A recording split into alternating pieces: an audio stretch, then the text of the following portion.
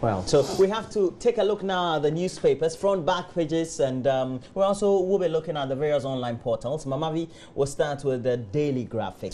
All right, front page of the Daily Graphic. KMA fights over PM again. And PM will be the presiding member. Yeah. They never seem to agree on any disagreement. No way. It's turned very political. That's what the experts say, the professionals say. This has become like NPP and NEC. And I was thinking yesterday, could this just be a little of what we should expect come December 7, 8, 9? I think that would not necessarily be the same picture, but I also dove still into the election of MCs, etc.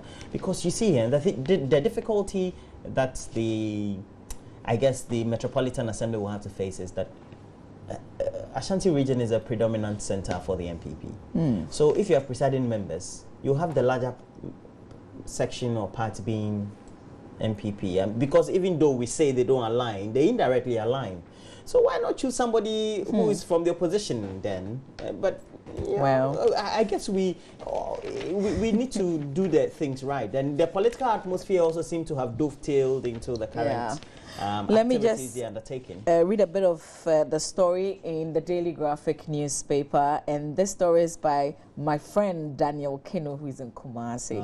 And it says, for the second time in less than, he's good, he's really good. For the second time in less than 6 months, some members of the Kumasi Metropolitan Assembly have engaged in a brawl after they had failed to elect a presiding member for the 5th time.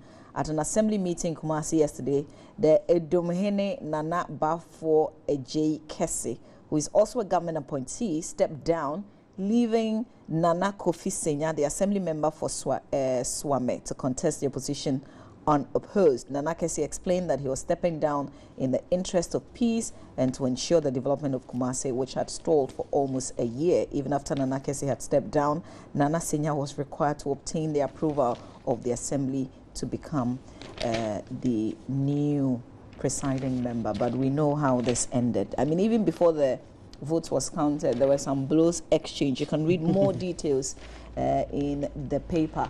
Also, we cross from the Ashanti region. Let's go to page 16, where we have Joe Bedouansa dethroned. I like the way they put that, dethroned, as Member of Parliament.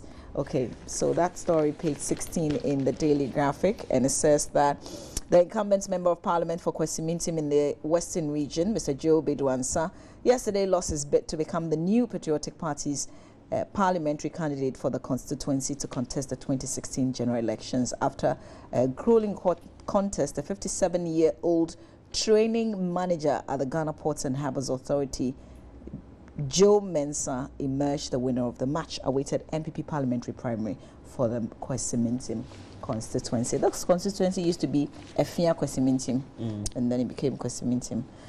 Oh, Joe Bedouansa. Sorry. No, he used to be a reporter. Back page of the graphic just before you come in, Roland. Bamboo bicycles launched in Accra. You can look at it. Bamboo bicycles. Should have done this like a long time ago. Bamboo, eh? Which ones would you prefer, metal or bamboo? Oh, bamboo would it will come with some swag. So yeah, bamboo, and it's made in Ghana. Can it compete on international? Wait. Yeah, they'll use it for domestic purposes. Is it for exhibition or real? No, it's real. They've got baskets and stuff. Front page of the Ghanaian Times has a story. Assembly members exchange blows. You have a picture there of somebody who used to appear on the show a lot until he went to the Ashanti region.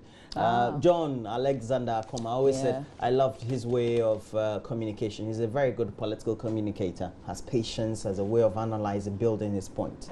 But doesn't seem to be getting the points right in Ashanti because Charlie. It's not his fault. He went to meet it. Charlie. I mean, and I think so far, I like the fact that he's kind of disassociated, not so much linked to what happens on the floor.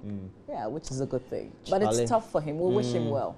Well, printers cut prices of textbooks, and then we also have the main story. 3 towns outlaw politicians until community roads are fixed.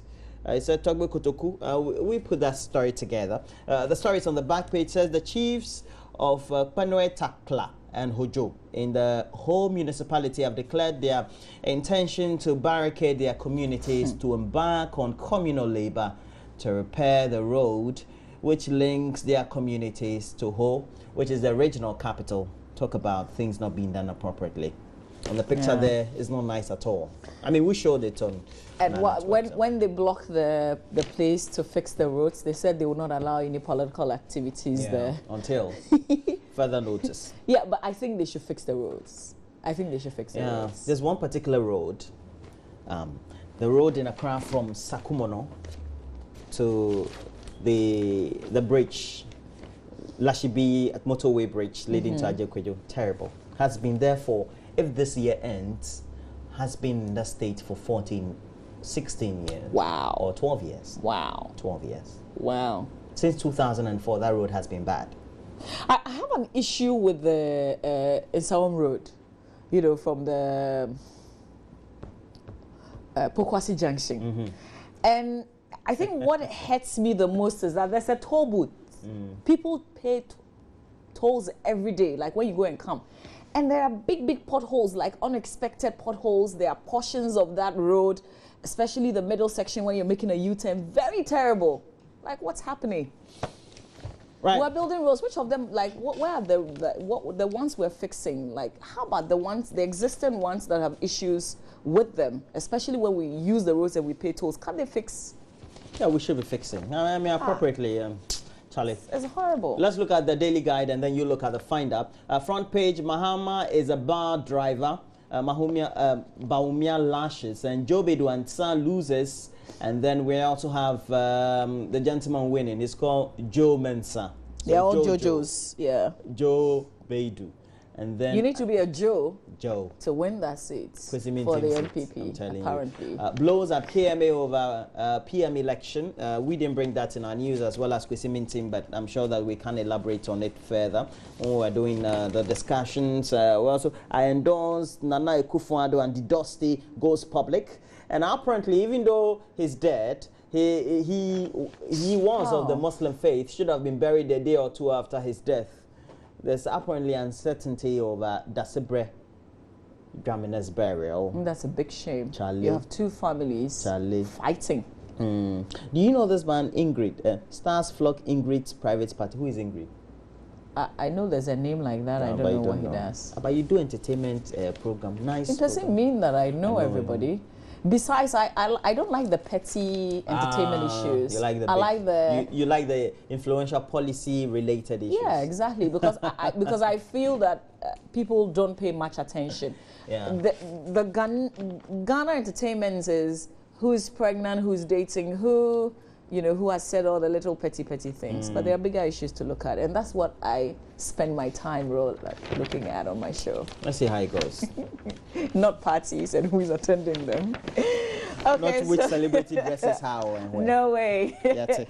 The Finder, SHS postings out tomorrow. GES to hold press conference today. Review use of oil cash, kites ASEP CDD, tell government. Moody's positive rating of Ghana, a reflection of economy. That's according to Seth-Terkper, the finance minister. Investors scared of bad economy, according to Nanado. These are the front page headlines when you grab the Finder newspaper. Okay, so we have the Daily Dispatch newspaper. The Daily Dispatch continues its look at various constituencies that will be interesting. That if you look at the dynamics and the pattern of votes could have certain repercussions for certain individuals who are contesting either on the MPP or the MPP or the NDC's ticket. So they continue with Adentan, and we know that it was or currently occupied by the NDC's Ashimo, and then we have Dansia Sokwa, but it's a stronghold. Dansia Sokwa is in the Ashanti region, and then Suhum as well. But Charlie, this one I can say, let me just say, Adentan, I don't know who will win. Looks a bit... Adansia Sokwa, I know Katie Hammond will win. And then Suhum, I also know that Oparianza. You know? Yes. Because of the pattern of votes. You study. But the Daily Dispatch, which also tends to look at some of these things, seems to say. All right, let me do the final paper before we go to the online review. TechPest soaks in Moody's optimistic rating. Exim Bank can be transformative. Housing finance can be cheaper, banker argues. Front page headlines. Back page of Kofanoche, rural bank to financially equip micro enterprise clients. That's the Business and Financial Times. Now let's look at our main portal, myjoyonline.com, and you go to the homepage. We have a number of stories. Morning sickness points to a healthy pregnancy, steady finds. That's first. Then, secondly, you go there. You find local government experts suggest power sharing to solve KMA feud.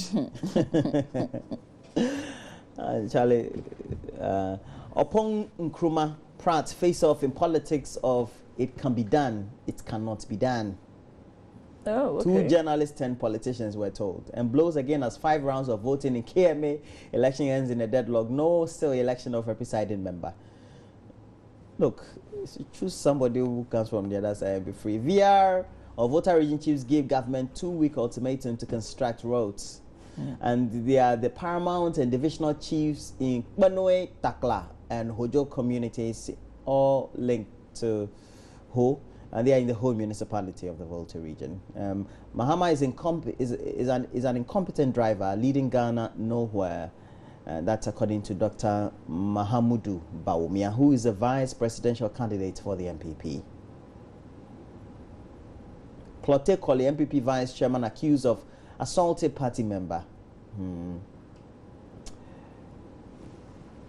Now we have Meet, the 15-year-old working as a prostitute to fund her education. We brought you that story in pictures or in video this morning.